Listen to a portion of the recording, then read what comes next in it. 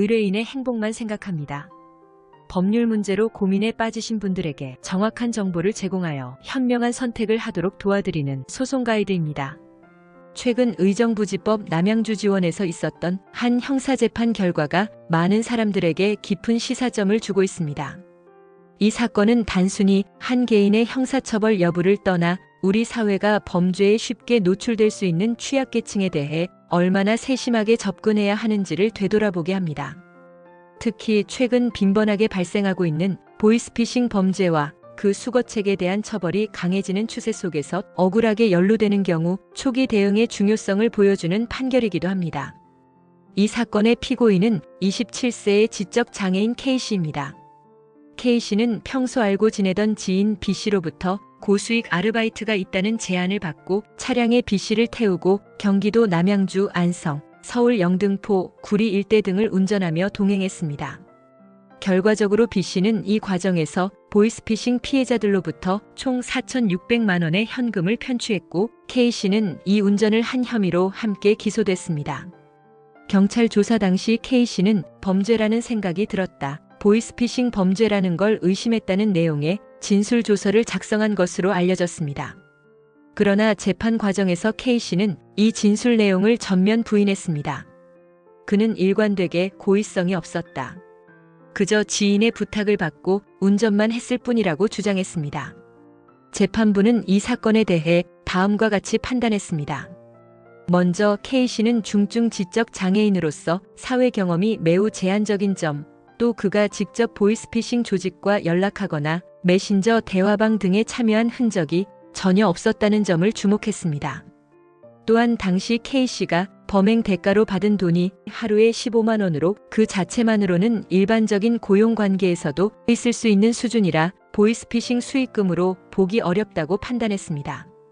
특히 중요한 부분은 경찰 수사 단계에서 작성된 피의자 신문조서에 대해 재판부가 피고인이 지적 장애인이라는 점을 고려하면 해당 조서에 기재된 진술이 오해 없이 피고인의 정확한 의사를 반영했다고 보기 어렵다며 증거 능력을 인정하지 않았다는 점입니다.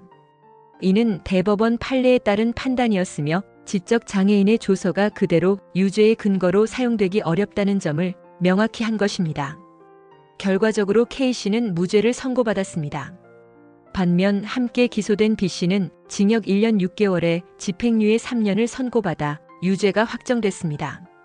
이 사건이 우리에게 주는 교훈은 분명합니다. 보이스피싱 조직은 점점 더 지능적이고 교묘한 방법으로 사람들을 속입니다.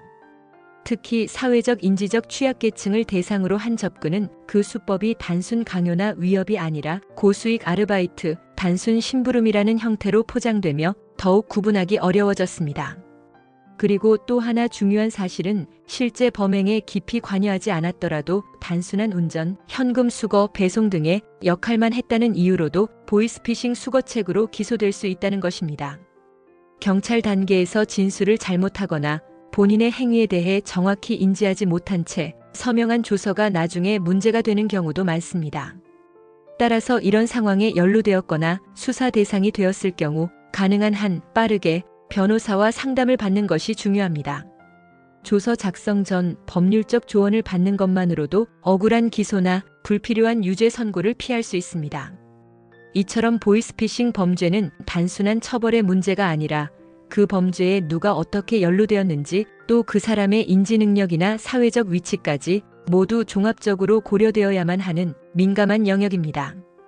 법원도 이제는 이런 사정을 좀 더 정밀하게 따져보는 경향을 보이고 있지만 수사 초기 대응을 어떻게 하느냐에 따라 결과는 크게 달라질 수 있다는 점을 꼭 기억하시길 바랍니다. 자신도 모르게 누군가의 범죄에 연루되어 억울한 피의자가 되지 않기 위해서는 단순한 제안이라도 고수익, 당일 현금 지급 등 의심스러운 문구가 있다면 바로 거절하고 주변에 상담할 수 있는 사람이나 전문가에게 도움을 요청하는 것이 최선입니다. 소송 가이드는 법률적으로 문제가 될 수 있는 부분에 관해 상세히 설명을 드리고 그 해결책에 관하여 근거 법령 및 관련 법령을 제시하는 길잡이를 해드립니다. 항상 노력하는 자세로 의뢰인의 이익을 최우선하는 모습을 보여드리겠습니다. 소송에 대한 자세한 상담을 원하신다면 변호사 상담 신청을 누르시고 더 많은 정보를 보고 싶으시다면 소송 가이드 카페를 방문하시면 됩니다. 내용이 마음에 드셨다면 구독과 좋아요, 알림 설정 부탁드립니다. 더 좋은 내용으로 찾아오겠습니다. 꼭 승소할게요.